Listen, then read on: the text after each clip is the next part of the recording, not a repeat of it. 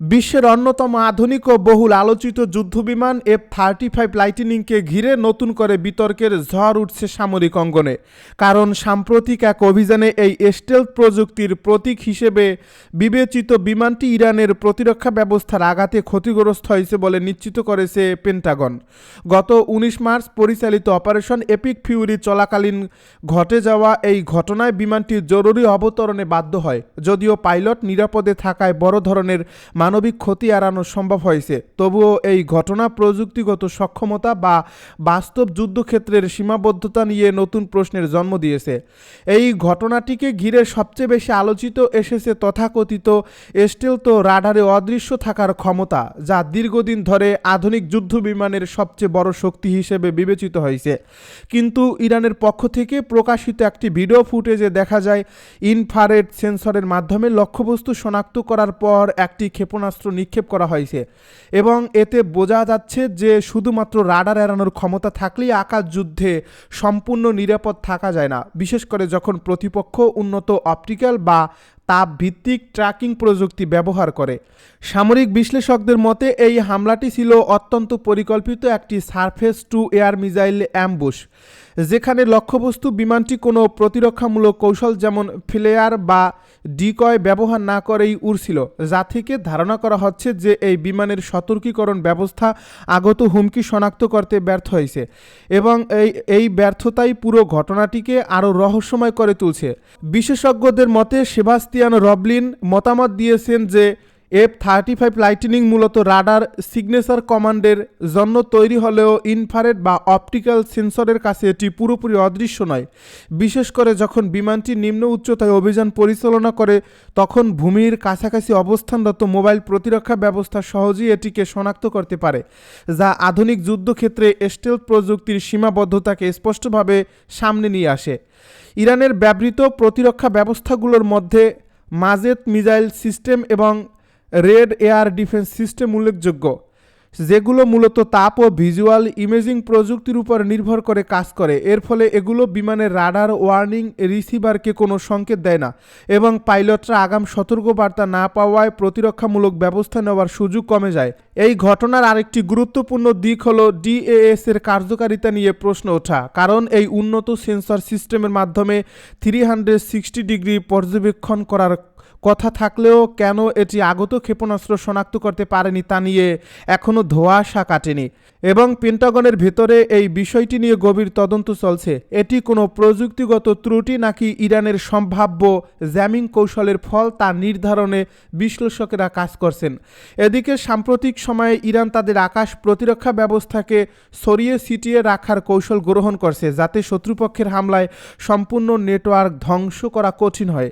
দেশের বিস্তৃত ভৌগোলিক এলাকা ও পাহাড়ি ভূখণ্ডকে কাজে লাগিয়ে মোবাইল লঞ্চারগুলো এমনভাবে স্থাপন করা হয়েছে যা শনাক্ত করা এবং ধ্বংস করা উভয়ই কঠিন করে তোলে।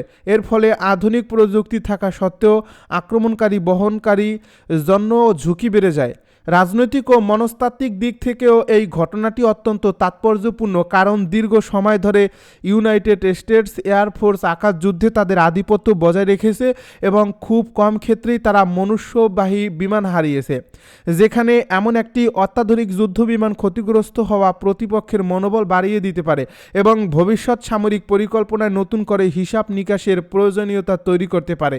তবে অন্যদিকে F-35 লাইটনিং 2 এর টিকে থাকার ক্ষমতা আলোচনা এসেছে, কারণ সাধারণত ক্ষেপণাস্ত্রের আঘাতে যুদ্ধবিমান সম্পূর্ণ বিধ্বস্ত হয়ে যায়, কিন্তু এই ক্ষেত্রে এই বিমানটি আংশিক ক্ষতিগ্রস্ত হয়েও নিয়ন্ত্রণ হারায়নি এবং জরুরি অবতরণ করতে পেরেছে বলে দাবি করা হয়েছে, যা এর কাঠামোগত দৃঢ়তা ও নিরাপত্তা ব্যবস্থার কার্যকারিতা নির্দেশ করে।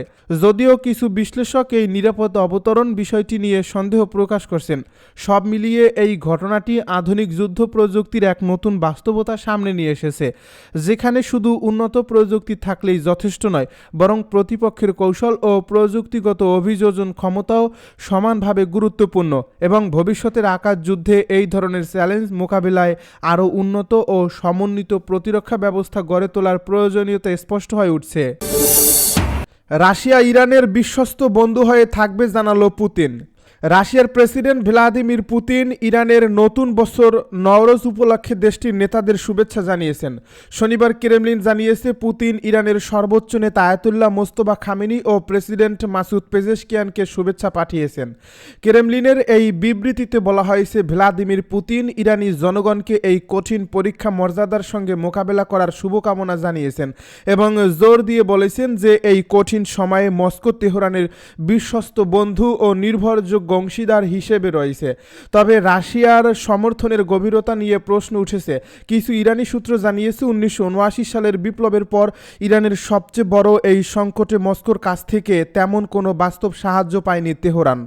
রাশিয়া বলছে, যুক্তরাষ্ট্র ও ইসরায়েলের হামলা মধ্যপ্রাচ্যকে অন্ধকারের দিকে ঠেলে দিয়েছে এবং বড় ধরনের বৈশ্বিক জ্বালানি সংকট তৈরি করছে। রুশ পক্ষ ইরানের সর্বোচ্চ নেতা আলী খামেনিকে হত্যার ঘটনাকে নিষ্ঠুর বলে বর্ণনা করেছে।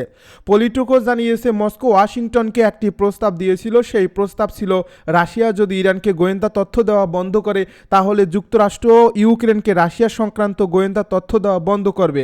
কিন্তু যুক্তরাষ্ট্র এই প্রস্তাব প্রত্যাখ্যান করছে। ক্রেমলিন অবশ্য এই প্রতিবেদনকে ভুয়া বলে উড়িয়ে দিয়েছে। ইরানে হামলার ফলে তেলের দাম বেড়ে যাওয়ায় রাশিয়া অর্থনৈতিকভাবে লাভবান হচ্ছে বলে মনে করা হচ্ছে। তবে রাশিয়া ও ইরানের মধ্যে যে কৌশলগত অংশীদারিত্বের চুক্তি প্রকাশিত হয়েছে তাতে পারস্পরিক প্রতিরক্ষার কোনো ধারা নেই। রাশিয়া বারবার বলছে তারা চায় না ইরান পারমাণবিক বোমা তৈরি করুক। মস্কো মনে করে এটি হলে মধ্যপ্রাচ্যে পারমাণবিক অস্ত্রের প্রতিযোগিতা শুরু হয়ে যাবে।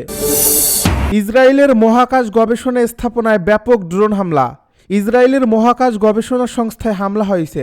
রোববার ইরানের সেনাবাহিনী দাবি করে, তবে ইসরায়েলের পক্ষ থেকে কোনো সত্যায়ন পাওয়া যায়নি। এই হামলার শিকার সংস্থাটি ইসরায়েলের অন্যতম প্রধান রাষ্ট্রীয় প্রতিরক্ষা ও মহাকাশ গবেষণা সংস্থায় ইসরায়েল অ্যারোস্পেস ইন্ডাস্ট্রিজ এর স্থাপনা লক্ষ্য করে ড্রোন হামলা চালায় ইরান। ইসরায়েল অ্যারোস্পেস ইন্ডাস্ট্রিজ দেশটির প্রতিরক্ষা ব্যবস্থার মেরুদণ্ড হিসেবে পরিচিত।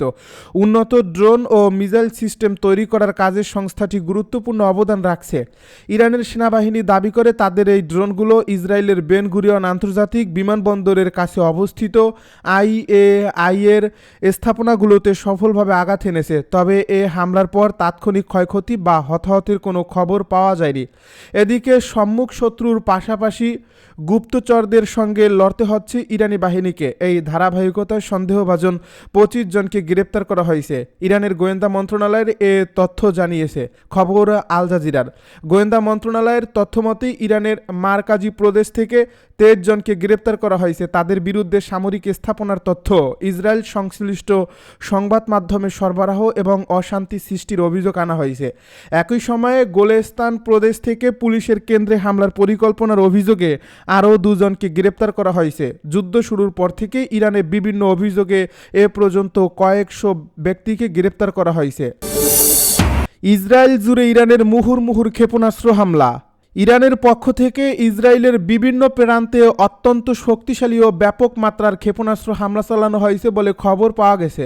সোমবার রাজধানী তেল আবিব, জেরুজালেম, মধ্য ইসরায়েল এবং দক্ষিণাঞ্চলীয় এলাকাগুলোতে দফায় দফায় সাইরেন বাজিয়ে সতর্কতা জারি করা হয়। ইসরায়েলের আকাশ প্রতিরক্ষা ব্যবস্থা অনেকগুলো ক্ষেপণাস্ত্র প্রতিহত করার চেষ্টা করলেও বেশ কিছু আঘাত সরাসরি ভূখণ্ডে আছড়ে পড়ছে।